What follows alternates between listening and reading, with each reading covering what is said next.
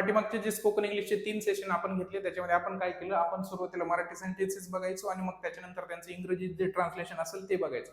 परंतु आपल्याला हळूहळू इंग्रजीची सवय व्हावी, इंग्रजी समजण्याची, इंग्रजी वाचायची सवय व्हावी, इंग्रजी बोलायची सवय व्हावी, म्हणून आज आपण काय करणार आहोत, आपण सुरुवातीला इंग्रजी सेंटेन्स बघणार आहोत आणि मग त्याचं मराठी इक्विव्हॅलेंट, त्याचं मराठी ट्रान्सलेशन जे असेल ते समोरच दिलेलं आहे ते आपण बघणार आहोत. So without wasting much time let start with the video. So पहिला सेंटेन्स काय आहे, आय हॅव अ फ्रेंड, माझ्याकडे एक मित्र आहे.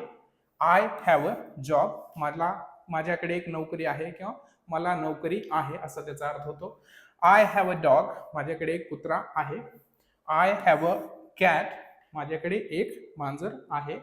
आय हॅव अ की, माझ्याकडे एक की आहे. समजा एखाद्या रूमची चाबी हरवली, कोणी पण म्हणते की तुमच्याकडे चाबी आहे का, तुमच्याकडे चाबी आहे का, मग तुम्ही म्हणू शकता की आय हॅव अ की, माझ्याकडे एक चावी आहे. आय हॅव अ वॉच, माझ्याकडे एक घडी आहे. आय हॅव अ तिकीट, मग समजा मूवीला जात आहेत, मग तुमच्याकडे तिकीट आहे का असं विचारलं तर म्हणू शकता की आय हॅव अ तिकीट, माझ्याकडे एक तिकीट आहे. एखाद्या मास्तराला एखादा प्रश्न विचारायचा असेल तर you can say that I have a question, माझ्याकडे एक प्रश्न आहे किंवा मला एक प्रश्न पडलेला आहे.